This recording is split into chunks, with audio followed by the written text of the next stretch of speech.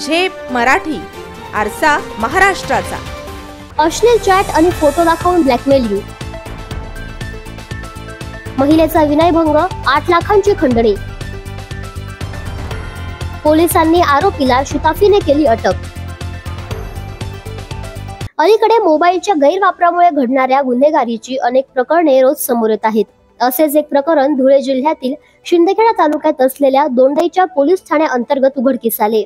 संशयित आरोपीने आपल्या संपर्कात आलेल्या महिलेशी मोबाईलच्या माध्यमातून अश्लील चॅट करीत तिचे सेल्फी फोटो काढले। त्यांच्यात अनेकदा व्हिडिओ कॉलही झालेत। मात्र नंतर त्याने याच गोष्टीचा गैरवापर करीत तिला ब्लॅकमेलिंग करण्यास सुरुवात केली। तिच्याकडून सुरुवातीला 3 लाख आणि नंतर 5 लाखांची खंडणी घेऊन देखील घरात घुसून या महिलेला मारहाण केली। यामुळे संतप्त झालेल्या पीडितेने अखेर दोंडाईच्या पोलीस ठाणे गाठून आपली आपबीती सांगितली। पोलिसांनी रितसर गुन्हा दाखल केला। आक्षेपार्ह फोटो आणि चॅटचा वापर करून सोशल मीडियावर व्हायरल करण्याची धमकी देत ब्लॅकमेलिंग करणारा आरोपी कमलाकर नाना बागले राहणार देगाव यास अटक करण्यात आली आहे। या आरोपीने आणखी इतरही महिलांना असेच ब्लॅकमेल केले आहे काय, या दिशेने पोलीस तपास करीत आहेत। ही कारवाई अधीक्षक श्रीकांत धिवरे, अप्पर अधीक्षक अजय देवरे, उपविभागीय अधिकारी सुनील गोसावी यांच्या मार्गदर्शनाखाली दोंडाईच्या पोलीस ठाण्याचे निरीक्षक दिनेश सोनवणे व त्यांच्या सहकाऱ्यांनी केली।